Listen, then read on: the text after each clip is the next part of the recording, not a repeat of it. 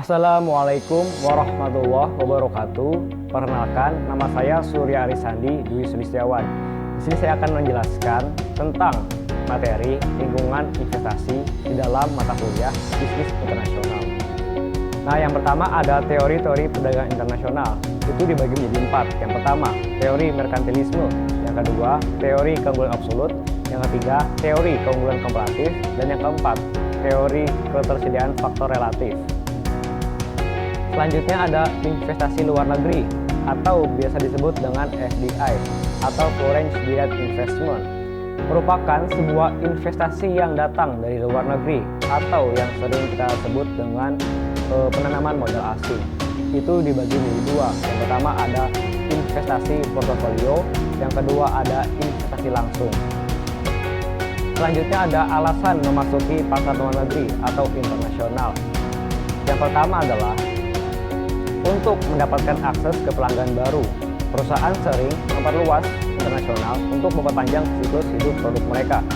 Seperti Honda telah dilakukan dengan sepeda motor 50cc Classic.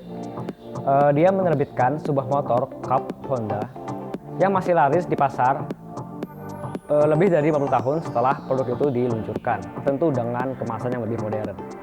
Selanjutnya ada untuk mencapai biaya rendah melalui skala ekonomi, pengalaman, dan peningkatan daya beli. Banyak perusahaan didorong untuk mencari pembeli asing untuk produk dan layanan mereka karena mereka tidak dapat menangkap cukup volume penjualan besar. Skala ekonomi dan dalam mengembangkan produk manufaktur atau pasar. Yang ketiga untuk lebih mengeksploitasi kompetisi inti. Perusahaan sering dapat memanfaatkan sumber daya mereka secara internasional dengan mereplikasi model bisnis yang sukses.